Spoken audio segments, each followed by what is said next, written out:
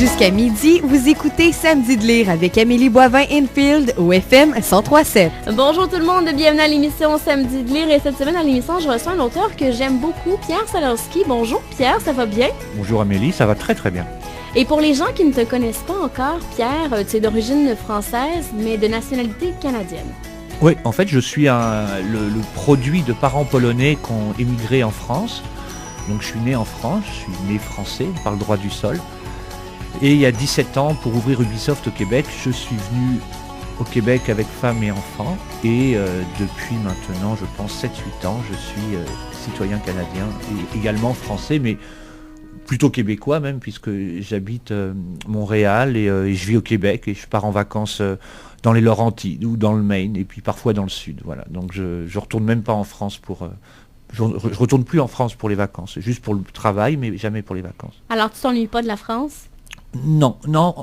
En fait, quand j'y vais, comme j'ai eu la chance de sortir des romans là-bas, d'être publié à la rentrée littéraire, ce que j'ai mesuré, c'est que j'aime bien ma première semaine. J'y retourne, je retrouve un peu la France, je retrouve la nourriture, je retrouve le vin beaucoup moins cher et bien meilleur, je retrouve la baguette, qui n'est pas comparable. Le croissant, toutes ces petites choses-là. Donc j'aime bien la première semaine. En général, la seconde, je me dis, là, il faudrait penser à rentrer. Et la troisième est épouvantable. Donc maintenant, quand je vais pour des lancements ou des choses du genre, je ne reste pas plus que 2 semaines. Je refuse de rester plus longtemps. Et Pierre, tu as exercé pendant plusieurs années différents métiers. Photographe, journaliste, graphiste, directeur artistique, directeur de création publicitaire, concepteur de logiciels, bien entendu vice-président d'Ubisoft, scénariste et maintenant auteur. Et aussi réalisateur de films, de documentaires. Et oui, c'est vrai. Ouais. Et j'aimerais bien éditer. Toi, si tu me demandes ce serait quoi ta prochaine activité, je pense qu'éditeur, c'est quelque chose qui me plaît beaucoup. En fait, c'est toujours le principe de la découverte. C'est toujours cette envie de se lever le matin en étant heureux de la journée qu'on va vivre. Donc, il y a bien sûr la vie nous oblige à la routine, mais je pense qu'on peut s'arranger ou tenter à ce qu'elle nous offre aussi des choses à découvrir. Donc, en ce moment, par exemple, je m'intéresse beaucoup à l'édition. Pas au sens économique, parce que je la connais déjà, mais de détecter des nouveaux talents. Si on me demandait qu'est-ce que tu veux faire en ce moment, j'aimerais bien détecter des nouveaux talents. Chercher des nouvelles voies. Je pense qu'il y a au Québec, ici, beaucoup de gens qui ont des choses à dire, qui ne connaissent pas forcément les circuits, qui sont peut-être un peu naïfs par rapport à ce que représente le monde de l'édition, pour souvent ne pas le connaître ou imaginer qu'ils vont y faire fortune, une grande méconnaissance, mais il y a du talent, je pense. Même si le domaine de l'édition ne va pas très très bien en ce moment?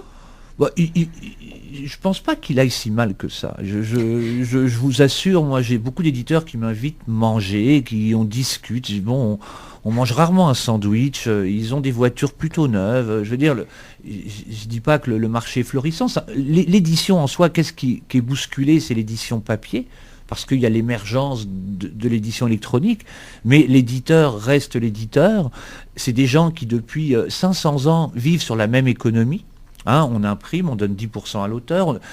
Donc évidemment, on les bouscule un peu, mais je n'ai pas l'impression, moi, de voir un monde sinistré. Leur problème, à mon avis, est lié peut-être à trop de publications. Ici, on incite, il y a des incentives, des aides à la publication, les crédits d'impôt, etc. Ce qui fait que rapidement, plus un éditeur publie, plus ça peut devenir intéressant. Donc je pense plutôt que si il y a une petite crise, c'est dû à une surpublication et pas forcément d'ouvrages qui mériteraient à être édités ou pas dans l'état, qui mériteraient d'être un peu plus travaillés. Donc je pense que c'est plutôt ça le problème. Tout à l'heure, hors antenne, on parlait du prix du livre. Bien, c'est ça, je m'en allais te poser une question par rapport à ça. C'est peut-être ça aussi qui fait que l'industrie du livre va moins bien aussi. On ne va pas le nommer, puisqu'on va tout à l'heure en dire du bien, mais quand on voit des livres qui font 150 pages, 155 pages de lecture sur du papier recyclé premier degré avec une couverture 3 couleurs, sur un carton standard, sans brillant, sans lustre, sans rien de particulier, sur un dos collé, pas un dos agrafé, qu'on voit que ce livre est vendu 24,95 $, donc ce qui le mettra à 25, 26 avec la TPS.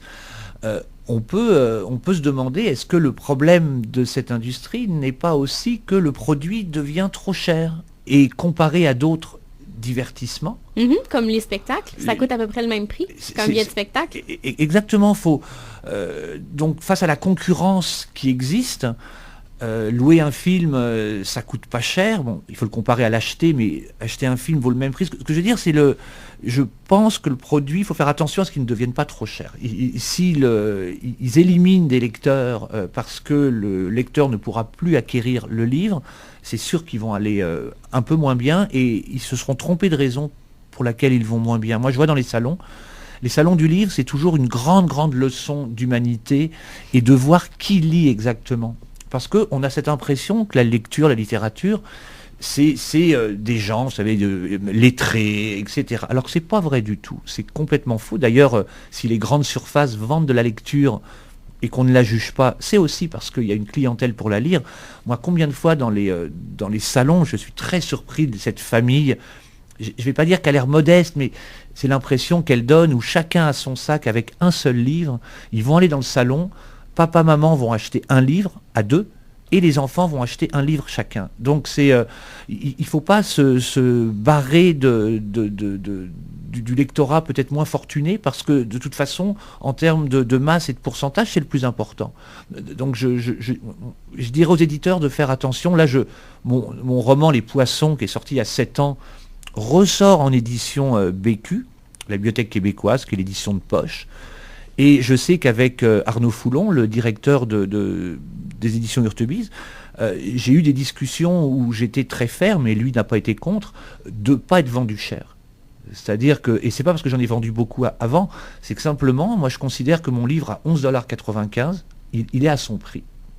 Vous voyez, même dans son édition originale de luxe à 24,95 $, moi je touche des pourcentages dessus, donc je ne vais pas pleurer, mais je trouve que c'est cher. C'est des gens vous disent oh là là 24,95, ah bon je vais voir, je reviendrai, etc. Bon, alors que à 11,95 j'espère toucher aussi tout un autre public et là je dirais que rendu à 11,95 il est comme tout le monde peut l'acquérir, je pense au livre de poche en France. Je suis également en livre de poche sur ce roman en France. C'est certain qu'on touche un autre lectorat. Et le livre de poche, il est combien en France? Il est à 6,90 €, ça fait environ 9 $. Et là encore, on peut en discuter du prix du livre. Là, je vous dis le prix du livre par rapport à sa pagination et son papier, mais on pourrait également le comparer à ce qu'il peut être dans d'autres endroits. Ça pourrait être étonnant. Bon, mais c'est sûr qu'au Québec, on tire à moins grande quantité. C'est ce qui va être répondu, mais c'est à moitié vrai parce qu'en France, oui, il y a certains gros tirages, mais sur tous les livres publiés, ils sont tirés comme au Québec à 2-3 000 exemplaires, dépendamment de ce qu'ils pensent faire avec. Donc c'est un argument qui est comme pas forcément le meilleur. Et j'aimerais ça qu'on en parle des Poissons qui sont sortis en 2007. Ouais, c'est le rêve de tout auteur. C'est-à-dire que Les Poissons, et bon, j'ai eu la grâce de le vivre, c'est le rêve de tout auteur. T'écris ton livre dans un petit café où tout le monde est un peu surpris quand tu annonces que tu vas écrire un livre. Certains te souhaitent bonne chance, d'autres pensent que tu n'y arriveras pas. Puis un jour, tu l'écris enfin, puis tu te dis, faut que je trouve un éditeur. Et comme dans toute belle histoire, d'abord, des éditeurs te refusent. Ensuite, tu finis, dans mon cas, j'ai trouvé un agent qui m'a présenté Hurtebise, qui, eux, pour le coup, ont signé à la seconde. 3 jours, ils ont mis pour signer, dire oui. Et après, il se passe la magie et c'est une succession de chances, de hasards. Je dirais pas chance, parce que le livre est vraiment très très bon. Le livre est très bon, mais il y a beaucoup de livres aussi bons, et je vais presque dire voire meilleurs, qui n'ont pas connu cette carrière. Donc même si je considère qu'il est bon, je ne suis pas en train de vous dire qu'il ne l'est pas, je sais que j'ai écrit une belle histoire et un bon livre, mais il y a quand même un facteur chance. Je veux dire, mes traductions, c'est parce qu'une scout on demande à une scout qui est à Paris, une maison espagnole, lui dit on veut un feel good, et elle trouve ces Poissons à la librairie du Québec. Et donc de là, les Espagnols achètent les droits, les Italiens achètent, les Allemands achètent. Une fois que les gros éditeurs étrangers achètent, des fois je reçois, il y a quelques jours, j'ai reçu un mail de Serbie une éditrice de Serbie qui m'écrit, voilà, est-ce que les droits sont libres pour la Serbie? Vous voyez, donc On est rendu à combien? là, en langue, on est rendu, je vais dire, entre 12 et 14, parce qu'il y a ce qui est encore à signer, il y a ce que... vous voyez, la Thaïlande, bon ça, je l'ai annoncé il y a un mois, mais maintenant, je suis sur ma fierté, c'est d'être sur les 5 continents. C'est-à-dire qu'aujourd'hui, je peux dire, les poissons sont sur les 5 continents dans le monde entier. Mais en fait, il a eu après, il y a la chance d'être traduit, puis après, il y a la chance que ça fonctionne dans certains pays. Je vois en France, j'ai découvert la semaine dernière que, en toute édition confondue, j'avais vendu plus de 40 000 exemplaires, ce qui est quand même des ventes très très solides pour un roman québécois. Également en Espagne, où là je pense qu'en Espagne, au Mexique, moi je dis que je suis une vedette espagnole et une vedette mexicaine, parce que j'en ai vraiment vendu beaucoup. Je reçois des mails du Panama, d'Argentine, de partout, parce qu'il est dans toute l'Amérique du Sud. Ça, c'est la chance d'être avec un gros éditeur.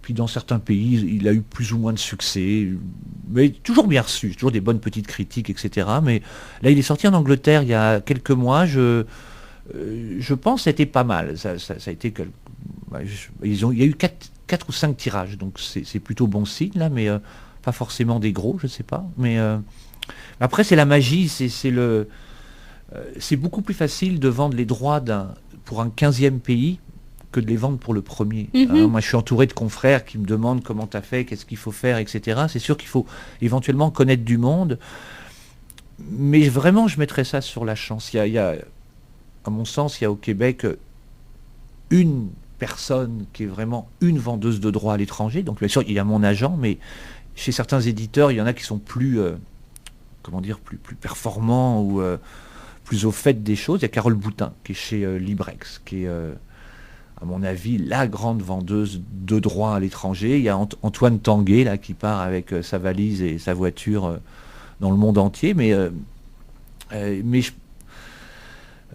Ouais, en fait, pour revenir à la question, et c'est pas pour être humble ou modeste, c'est simplement pour tenter d'être lucide. Il y a une belle histoire, c'est solide, etc. Mais c'est tout un enchaînement de chance. Mais après, moi, je suis le premier représentant de ma chance, hein, c'est-à-dire que j'écris à mes éditeurs étrangers, je vais dans les salons. Ah oui, je suis très actif, je me rends disponible, je fais des vidéos, j'envoie des photos que je fais faire par mes enfants, comme ça elles sont libres de droit. Hein, j'ai pas ce problème-là, ils n'ont pas à payer.